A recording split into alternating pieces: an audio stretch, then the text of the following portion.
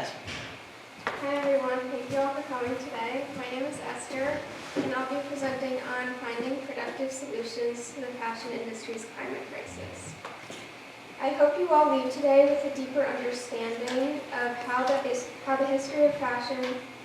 I hope you all leave today with a deeper understanding of the history of the fashion industry, as well as ways that you can reduce your personal carbon footprint.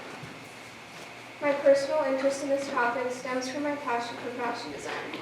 As I go to college next year to study fashion design, I believe it's my duty to be well informed about the problematic past of the fashion industry, as well as what steps I can take to make a positive impact.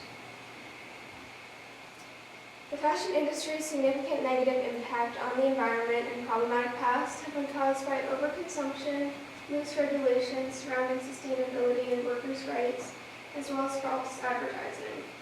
You can see in the photo just an example of how dangerous overconsumption can be. It can be pretty tempting to think of fashion as a pleasure and even as an entitlement, but there are and have always been costs. For example, in the 19th century and early 20th century, birds whose feathers were used to decorate women's hats actually became endangered. So there's always been an element of exploitation and toxic processes that have added pollution to the environment. What is fast fashion? So fast fashion refers to a business model in which branded clothing producers respond quickly to emerging styles and trends by introducing new apparel collections on compact cycles. Fast fashion is responsible for 10% of global carbon emissions. Now I'll give a brief history of fast fashion. So in the 1960s, Mary Quant became increasingly popular. Mary Quant was a British fashion designer that was popular across the 1960s and 1970s. She was an influential and innovative designer of her time. She focused on creating liberating fashion for young women at accessible price points. She's most well known for popularizing miniskirts. In 1962, she signed a design contract with American department store JCPenney. Through this contract, she was able to introduce her clothing to a new audience and make it less expensive. Soon after, clothing manufacturers built large in-house production and design teams that were responsible for monitoring, adapting, and predicting emerging fashion trends that mimic the look of high-end apparel. Their supply chains delivered fabrics, textiles, and other raw materials to facilities where items could be produced from designer blueprints before being distributed to a global network or retail outlets. This method used an inventory management practice known as quick response, which originated in the United States during the 1980s. These principles created a systematic way for apparel manufacturers to respond to changing fashion trends by using technological tools to analyze market information, anticipate consumer demand for specific styles, and adapt their supply chains and production operations accordingly. In a 1989 New York Times article, the term fast fashion was coined, describing the arrival of the Spain-based apparel retailer that had just arrived in the city, Zara.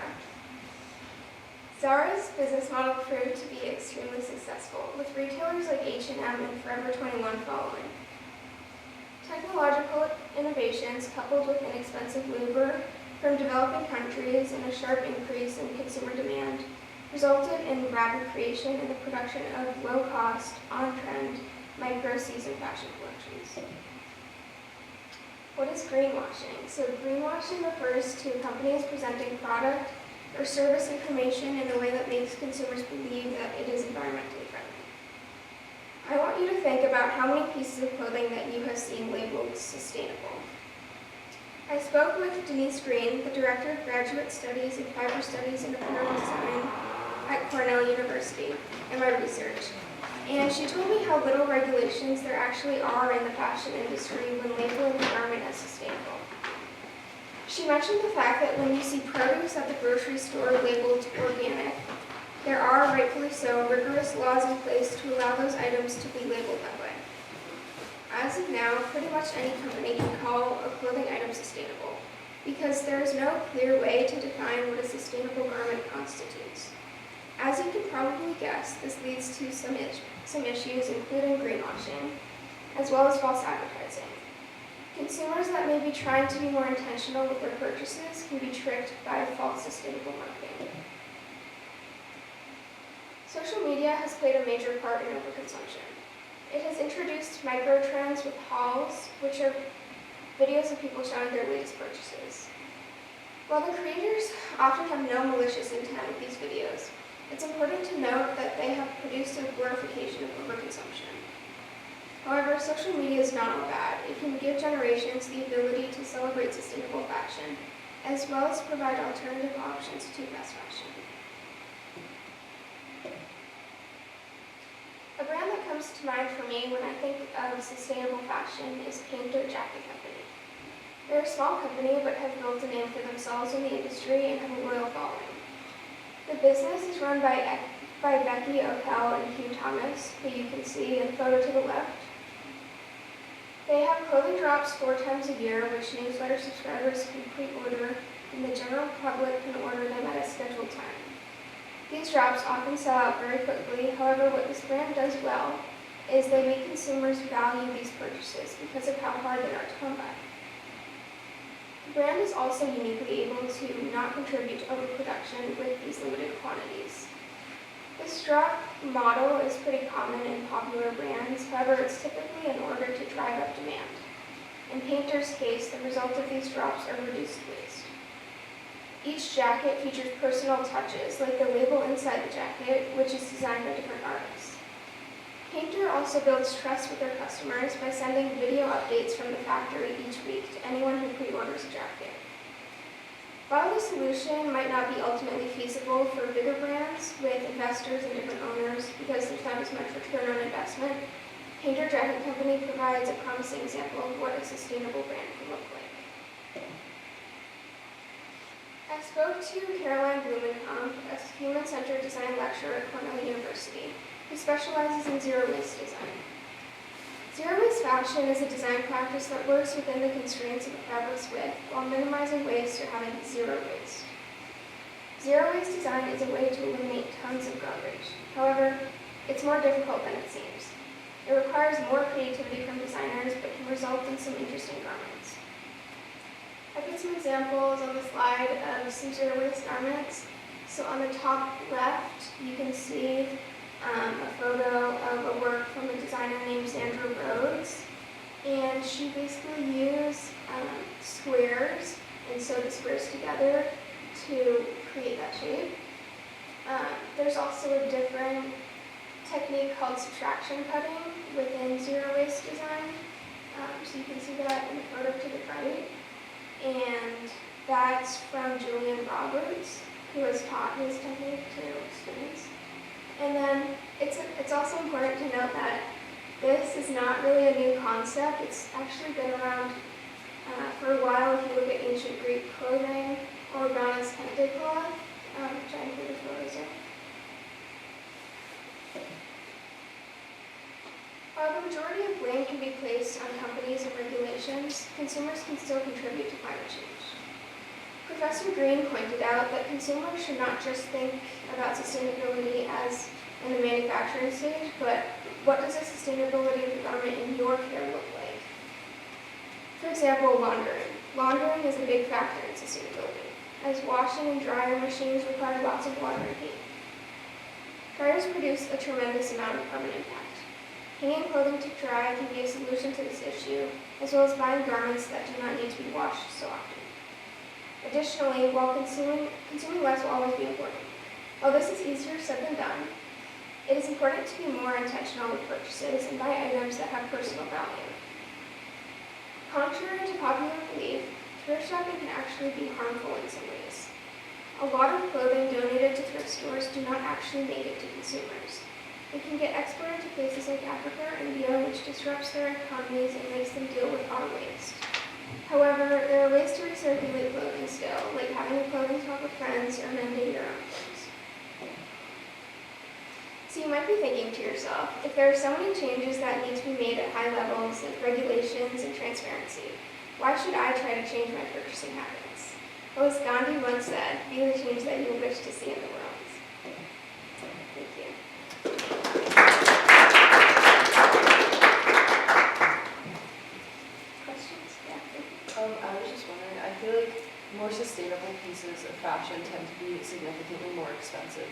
fast fashion. So are there alternatives for people that might not be able to afford like very well-made pieces of clothing rather and not participate in fast fashion? Yeah, so I definitely think that a big barrier that's stopping people from being involved in sustainable fashion is just the cost up front. But I do think that if you think about how much you consume if you don't invest in sustainable fashion, it equals out to probably the same amount. So, like for example, if you buy one sweater that's like $100 that's made sustainably, that would last longer than like 3 sweaters that were, $20.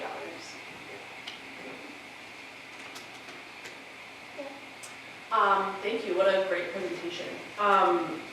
So I was just thinking about something you said at the beginning, which is that a lot of the lack of sustainability or like kind of poor human rights outcomes that come with fast fashion are due to like loose regulations surrounding the production of this type of clothing.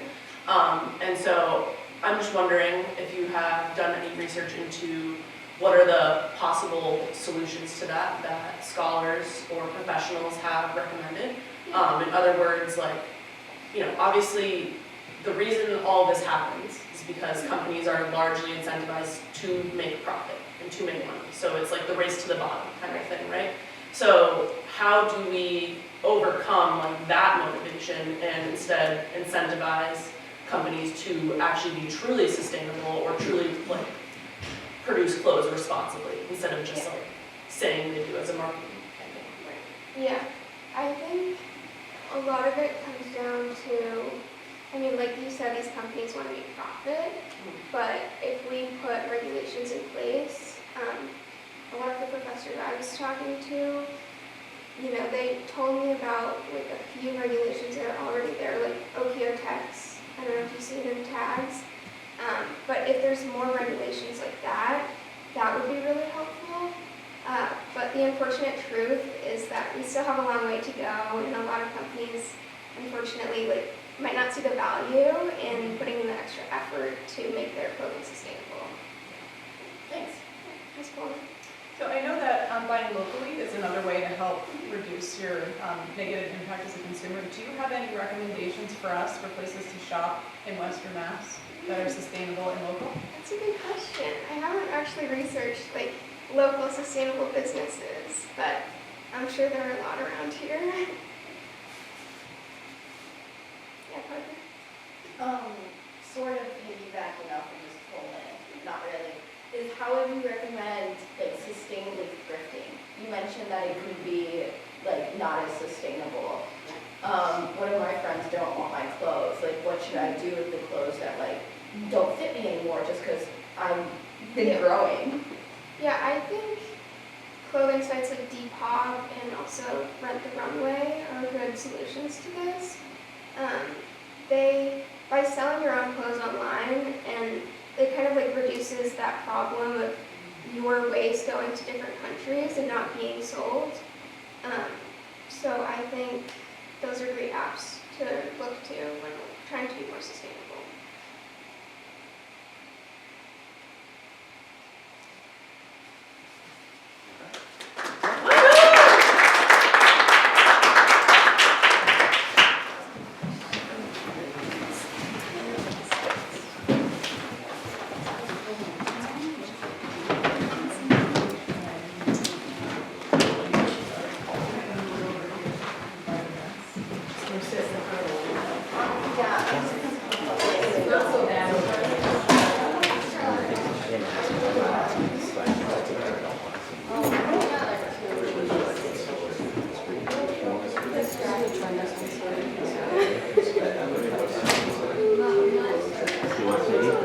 I don't know.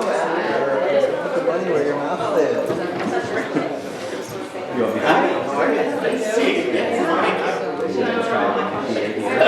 go.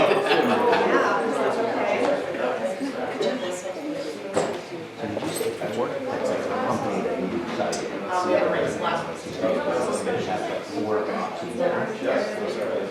There's someone that buys clothes. Yeah, it's good. It's good. Yeah. Maybe people will start buying.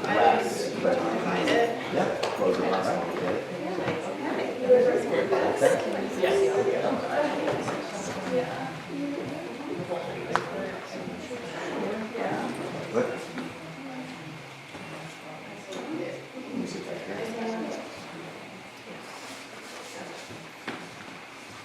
right, y'all set? Everyone ready? Okay. Hi everybody, thank you so much for coming today. My name is Francesca Gianfrido and I'm here today to present my research on the impacts of climate change on global food security. I attribute my interest in this topic to where I grew up.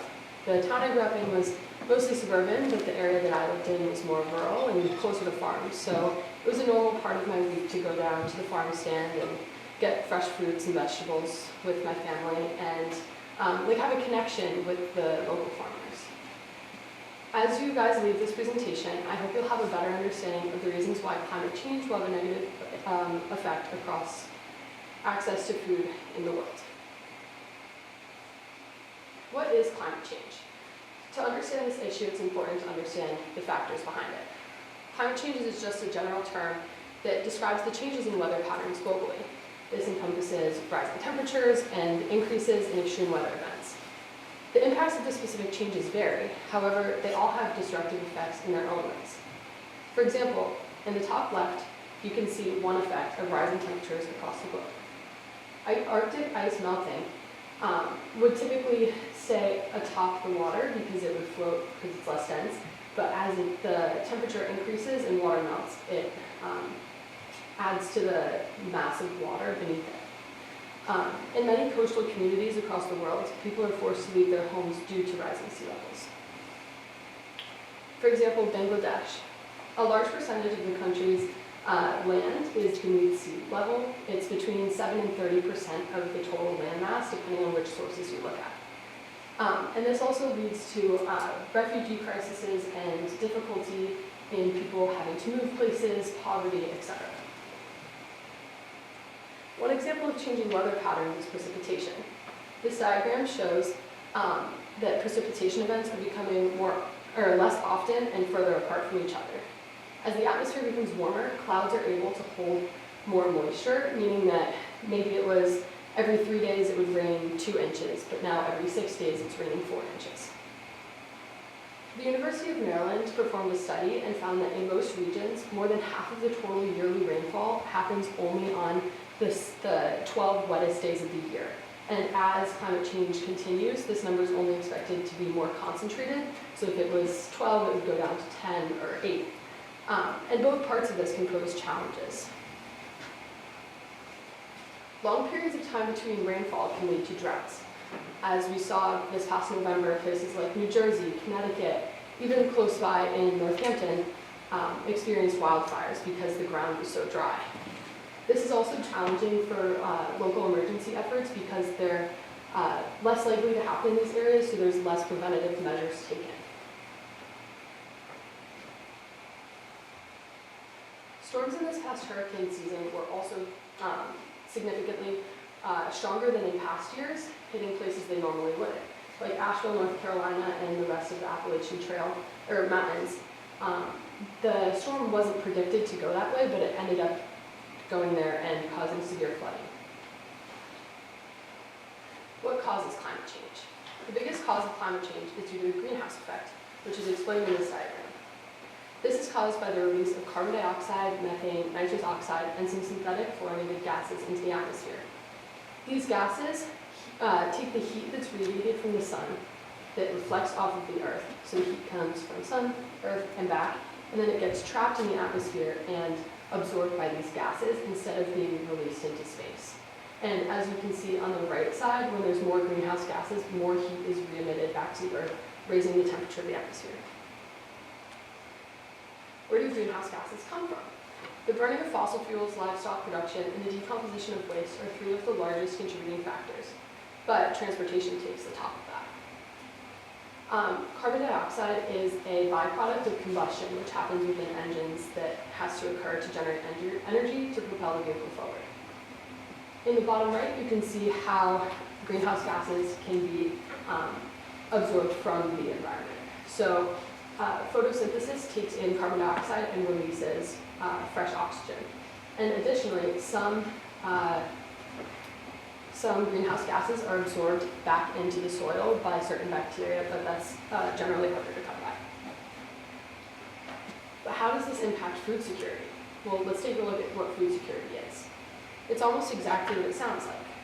And it's impacted by many things, like poverty, instability, and climate change. There's this thing called the Global Food Security Index that's published by The Economist in conjunction with an agri-science research company called Corteva. And it's used by the United Nations and other governing bodies to determine the level of food security within different countries across the world. It helps them determine what aid can be sent and what changes can be made in the systems that impact food security. More specifically, food security is the state in which people at all times have physical, social, and economic access to sufficient and nutritious food that meets their dietary needs for a healthy and active life. It considers four different core measurements: affordability, availability, quality and safety, and sustainability and adaptation. This index is determined by examining different indicators and giving a score out of 100 to each of the four categories that are then averaged to create an overall score. This index report is published each year with trends in the past 3 years showing a decline in food security globally. This is attributed to the pandemic, or initially was attributed to the pandemic, but as time moves forward, it's more clear that climate change is the biggest indicator. This is a clear data collection for the Global Food Index when comparing the overall results to sustainability and adaptation. The key on the top shows that darker colors and more cool tones are higher scores.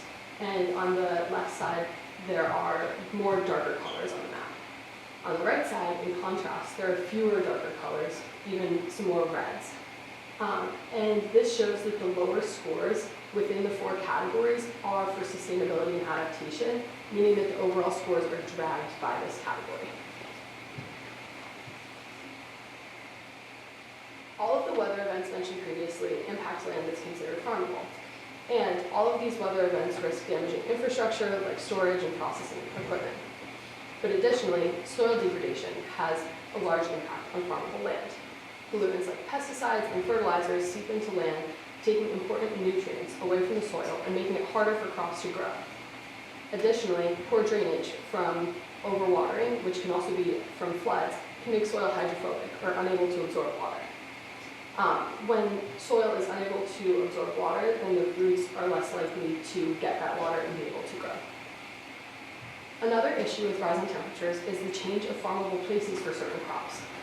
On the right is a diagram for different climates that require different practices for farming corn. In the bottom, where like a more red region, it's more difficult to grow corn. Whereas in the top, the blues are the most optimal. Blues and greens and yellows. And the worry is that as climate change progresses, this red region will shift to be further north. So farming practices in Florida that are already difficult may shift to be what the reality is like in Maine.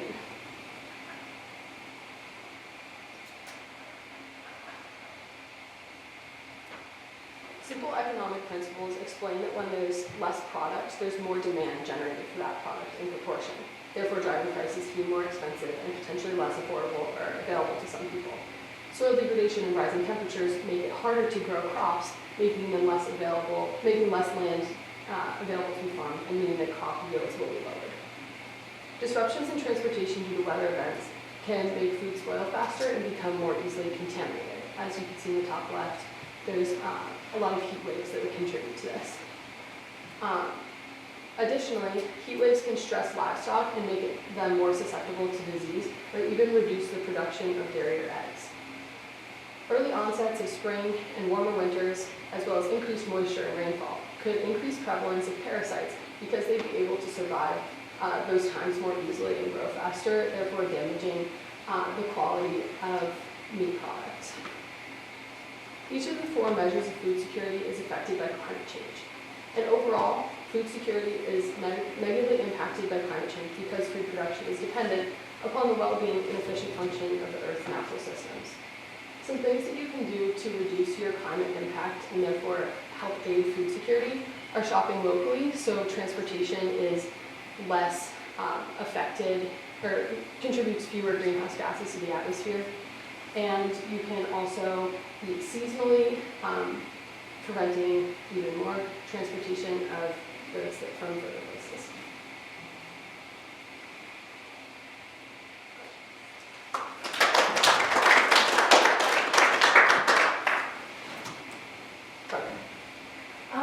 So you talk about transportation's impact on climate change, but also just a huge contributor is livestock, because not only are they emitting harmful gases, including methane and other things like that, and carbon dioxide, but they also are, like, most of our crops go to livestock and are not able to go to humans.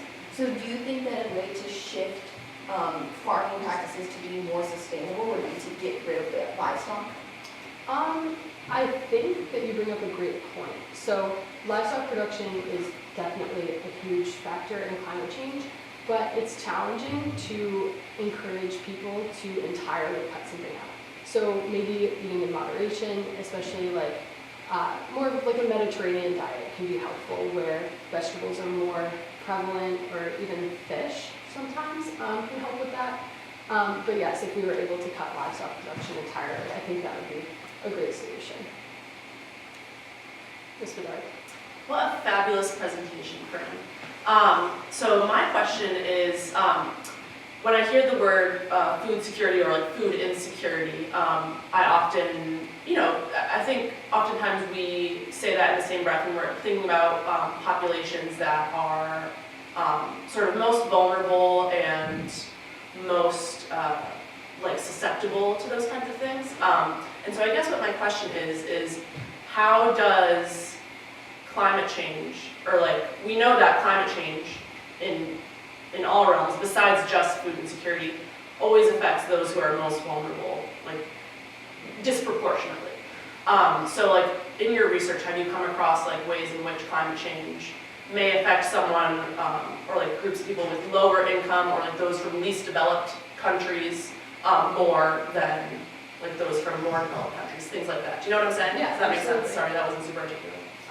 So one example that I think of very clearly is in Bangladesh, where people are forced to leave their houses due to climate change, which can cause like additional stresses and contribute further to poverty, where if you're spending all of this money and time and effort trying to get away from like physical danger, then you're exerting all of your resources to that as well, and it makes it more challenging to exert that energy towards like eating properly and healthy. Does that answer your question? Absolutely.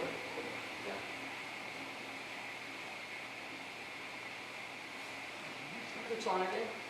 I wonder if in your research you found any other past events or circumstances maybe that don't mirror the current situation, but maybe can help to inform, whether it's due to famine or other circumstances, help you to inform us now in terms of how to combat this or work within it? Yeah, absolutely. I didn't come across much from like further back in time, just because what was most likely popping up was more so like recent things. So I'm not entirely sure, but I'd assume similar like protocol would be helpful. But like, again, as things industrialize, obviously things change and become even more challenging.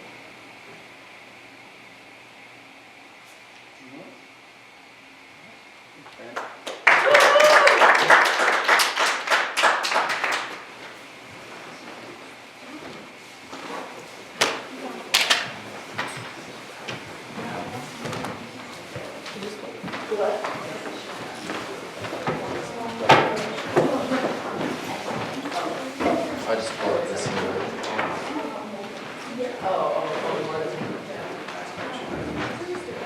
Well, so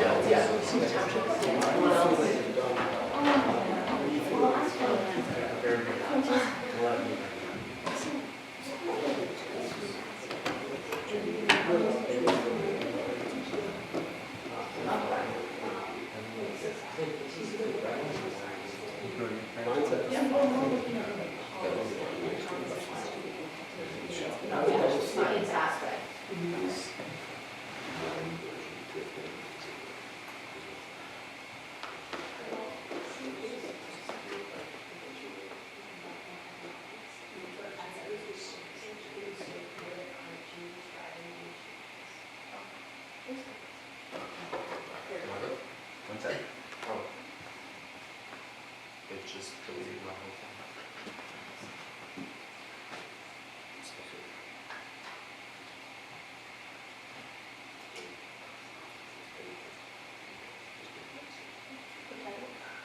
It's just like, it won't be. But this isn't my presentation. Oh, here we go. Alright. That's why we're here. Oh, no, it's not. No, it's not recording, so I'm recording it, so I can see.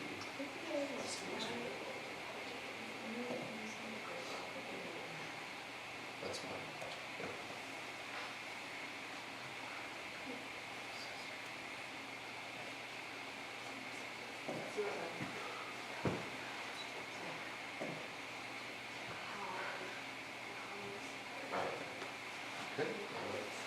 All right. Alright. Hello everybody. My name is Nico, and today I will be discussing how Islam has hindered political freedom and progress in the Middle East. My interest in this topic stems from my time living in Europe. While in Europe, I would hear constantly on the news from my grandparents and friends alike about the increasing number of Muslim migrants from Muslim countries who were crossing into European countries and settling as refugees. Some people called it an invasion of Europe. Others said that that interpretation of the problem was xenophobic and racist. Hearing these two opposing views made me want to investigate the issue and see why people could be so opposed to the Muslim religion. My goal in this presentation is to share a few reasons why people hold such a strong, negative feeling towards Islam. To do this, I will discuss 4 things. I will give you a background of the Prophet Muhammad's life. I will tell you about Sharia law's impact on legal reforms in Muslim countries, and I will tell you about Sharia law's impact on women's rights. Finally, I will tell you about Islam's effect on democracy and civil liberties. Muhammad, the central prophet and founder of Islam, was born in 570 AD. He was born in Mecca as a member of the Quraysh tribe, a wealthy band of merchants that controlled the city of Mecca. Muhammad is soon orphaned around the age of 6 and is raised by his uncle Abu Bakr, a prominent member of the Quraysh tribe. As Muhammad grows older, he begins working as a merchant.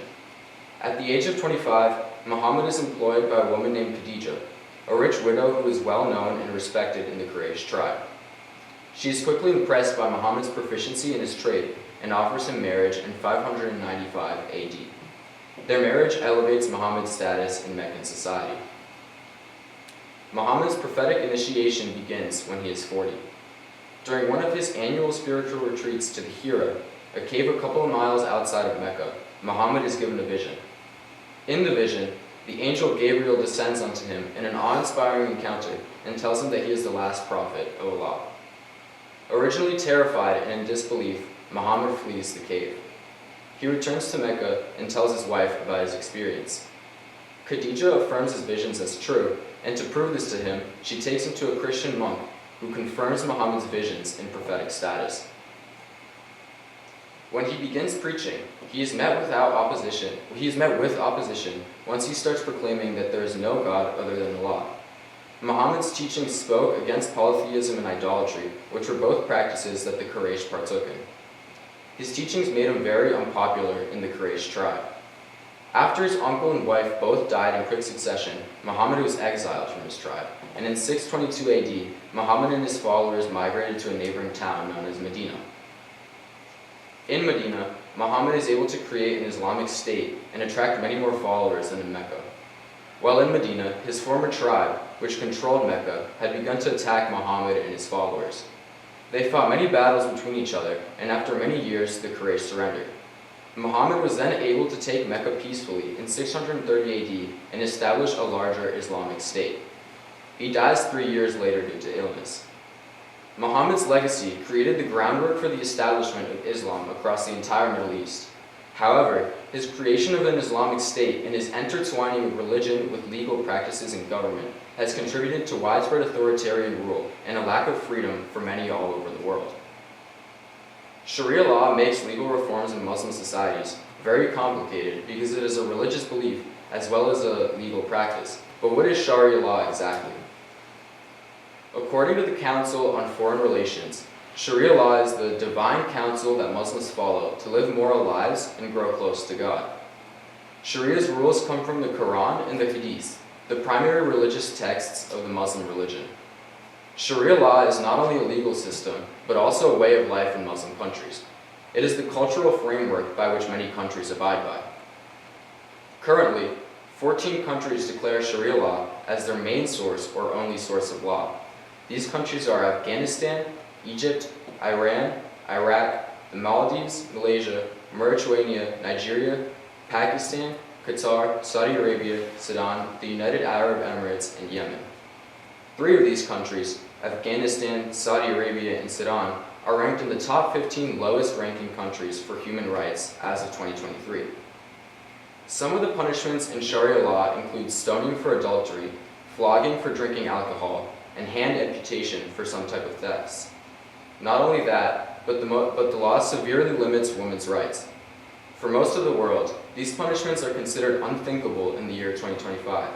However, because Sharia law stems from religious practices and beliefs, any restructuring of Sharia law is not only a legal battle, but also a religious one. After decades of women's rights activism in Morocco, in the year 2000, many people began to rally behind a new law that would expand women's rights and would fix the Code of Personal Status, Morocco's Sharia-backed family law that was very disadvantageous towards women.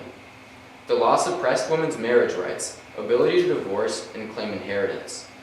When the movement to alter this law started to gain traction in government, it was quickly shut down by large demonstrations in the street, claiming that reforms to the law would be a direct affront to the Muslim religion and the family. The counter-protesters said that the changes to the Personal Status Code would, quote, conflict with women's duties to their husbands. The controversy scared the government, and fearing revolt, the government withdrew its plans of reform, obliterating years of progress in political and social activism regarding feminism. If Morocco did not have such a large Muslim population, and Islam was not intertwined with the ruling class, the issue of Sharia law infringing upon women's rights would not even be a problem in the first place. Islam not only kick-started the challenges surrounding women's rights, but it also made it more difficult to implement modifications. As soon as the legal argument was made to give women more rights, religious scholars and fundamentalists got in the way. The Islamists immediately made the question of, should we give women more rights, a two-sided question that now had to take into account the cost of interfering with Islam. Sharia law and Muhammad's teachings allow for intra-family violence and the oppression of women, as it is tied to a strict concept of unwavering male authority in the household. Any attempt to curb a man's right as the head of the household is seen as an attack on Sharia law. The Quran declares that domestic relationships are hierarchical, giving men power over female family members. The belief in hierarchical families stems from the Quranic principles of Qawama, which means authority or guardianship, and Ta, which means obedience, from which gender-differentiated rights and duties develop.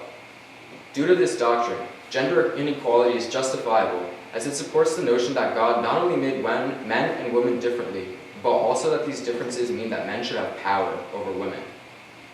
The dogmas of Ta and Qawama are clearly displayed in Surah 4, verse 34 of the Quran. The verse says, men have authority over women because Allah has made the one superior to the other, and because they spend their wealth to maintain them. Good women are obedient. They guard their unseen parts because Allah has guarded them. As for those women from whom you fear disobedience, admonish them and send them to beds apart and beat them. Then, if they obey you, take no further action against them. Allah is high, supreme. Men having authority over women and having to spend their wealth to maintain them is an apparent example of Qawama, as the man not only is explicitly given authority in the quote, but also because of his duty to financially aid her. When women do not adhere to Qawama, the cruel punishments of Ta swiftly follow. Muhammad commands his followers to beat their wives, allowing for the physical abuse of women under his religion.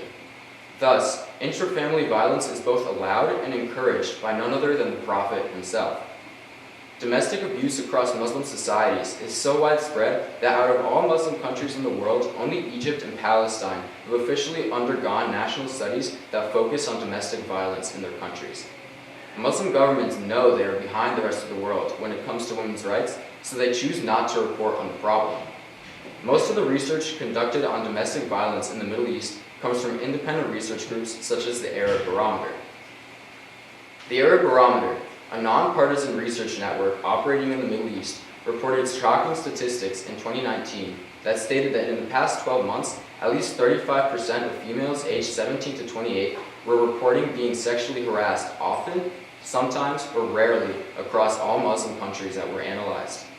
The 3 countries with the highest frequencies of sexual harassment were Egypt, Morocco, and Algeria, in which 90%, 89%, and 61% of women reported being harassed. There's a clear-cut path in Muslim countries that begins at the Quran and Sharia law and ends in women's suffering that has resulted in the rape, oppression, and marginalization of women in Islam for centuries, and will continue for as long as Sharia law is the main source of family law in these countries. Muslim countries are overwhelmingly undemocratic due to their lack of religious freedoms and civil liberties which stem from the Muslim religion. The Polity 4 project was a project that analyzed the regimes in different countries and their levels of democracy. They ranked 153 countries on a scale of democratic governance ranging from -10 to 10, -10 being the lowest level of democracy and 10 being the highest. You can see here that the majority of red and brown on this map, which show partial dictatorships and full dictatorships, are concentrated mostly in the Middle East and surrounding areas on the map. Across all countries ranked, the average score was at 5.24. For Muslim countries, the average score was a worrisome -2.16. Not a single Muslim country was given a score of 9. Although the amount of democracy a country has is often correlated with how rich a country is, the correlation between democracy and Islam and income in Muslim countries is much lower than usual, suggesting there's another reason for the democracy disparity. Freedom House, a non-profit organization dedicated to researching issues such as democracy and political freedom, published data on the political rights and civil liberties of many countries around the world. They ranked these countries on a scale of 1 to 7, 1 being the most free and 7 being the least. The average in non-Muslim countries for both civil liberties and political rights was a 3. For Muslim countries, the average for political rights was a 5.24, and the average for civil liberties was a 4.9. For both the Polity 4 and Freedom House studies, the deficits in freedom and democracy are the most severe in Islam's historic heartland. Islam's heartland is determined by which countries Muhammad was in during his time, which include Jordan, Egypt, Iraq, and several other countries in the area closely surrounding Saudi Arabia.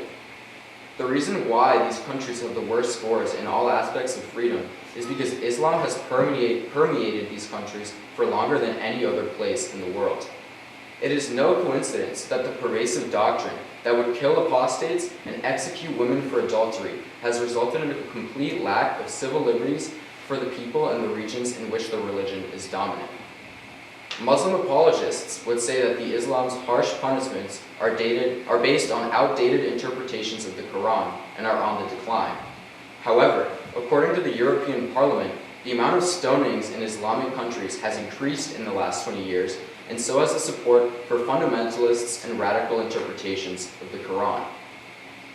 So, in summary, Sharia law's rigidity, which stems from religious intolerance, makes reforms to all aspects of government impossible as long as Islam is in government.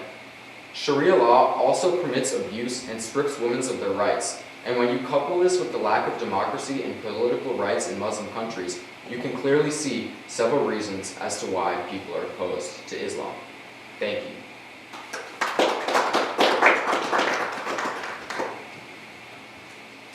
So first I just want to commend you for taking on a difficult topic, and I also want to acknowledge that it is, well, first of all, if you don't know who I am, I'm a faculty fellow in the history department. Nice to meet you.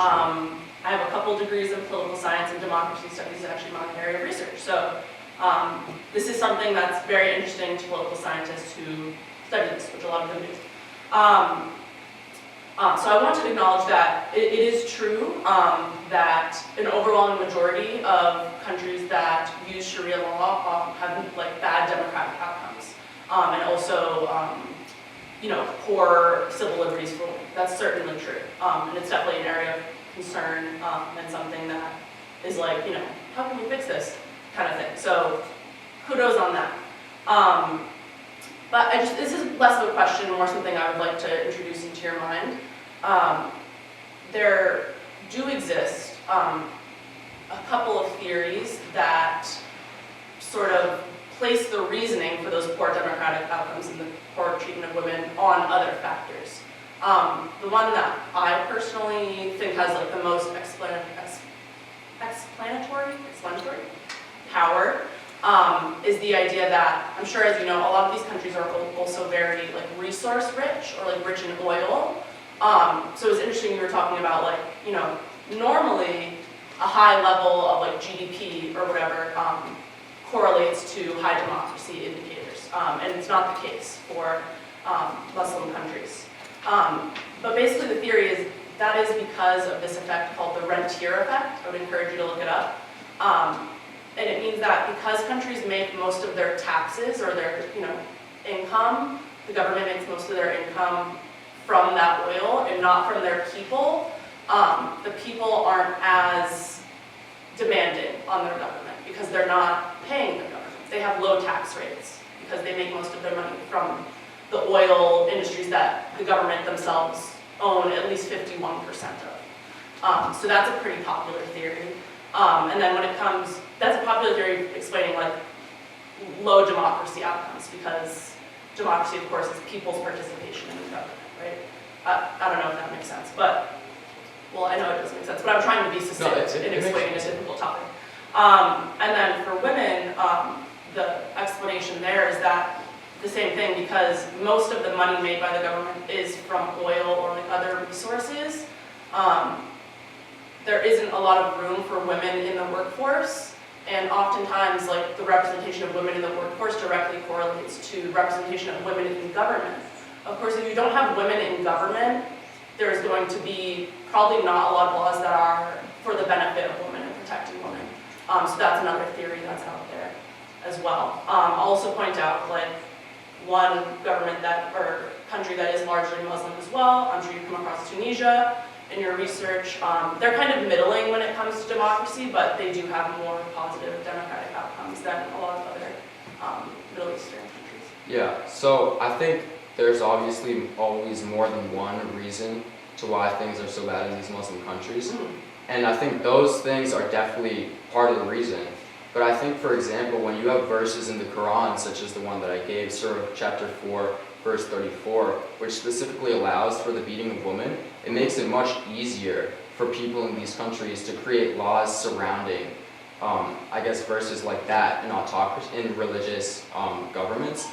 So I think that, while those things that you mentioned are true, I think the main catalyst in this, is Islam, a religion that, again, punishes people for apostatizing with death, executes women for adultery, and as I said, it's permissible to beat women when they don't follow their husband's rules. So I think Islam is definitely a catalyst, and I guess the examples that you gave are part of the problem, like I said, but I think we also have to acknowledge the very real problem, which is also the religion. Yeah, and you know, just one more thing to say. Sharia law is derived from the Quran, but it is like you said, an interpretation that is, you know, kind of brought forth by religious scholars. So there are a lot of things that are in Sharia law that are not directly from the Quran. For example, the Quran never speaks about veiling or, you know, wearing hijab or wearing niqab or any of these different types of, like, you know, religious coverings that we see women wearing. It simply talks about modesty. So it's kind of not super exacting language to say that it's like, what did you say? Rules from the Quran. Because it's not rules from the Quran, it's interpretations from the Quran. Just in the same way that, you know, we would use the Magna Carta, for example, as the basis of our rules that we have here in America, and we've interpreted those, you know what I mean? But anyways, that's all I got. Okay. Yeah. Parker. So I just want to ask you a question.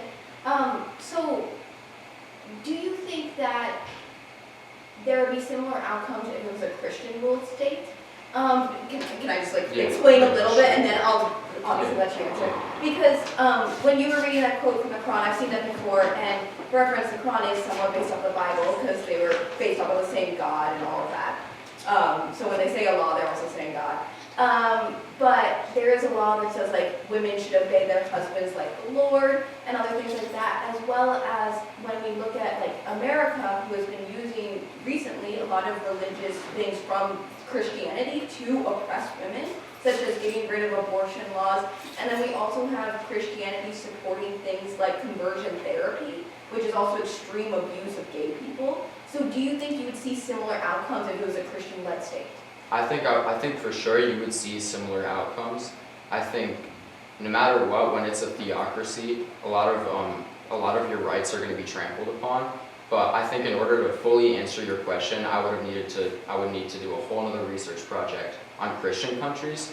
I think the main difference is that Muhammad in the Bible, in the Quran, he describes like how to create an Islamic state, and a lot of the laws and governments that come along with that. So I think with Islam, it is much easier to create an Islamic state based on the evidence from the Quran than it is for Christianity. But I think for sure, what you were describing is definitely possible under a Christian country.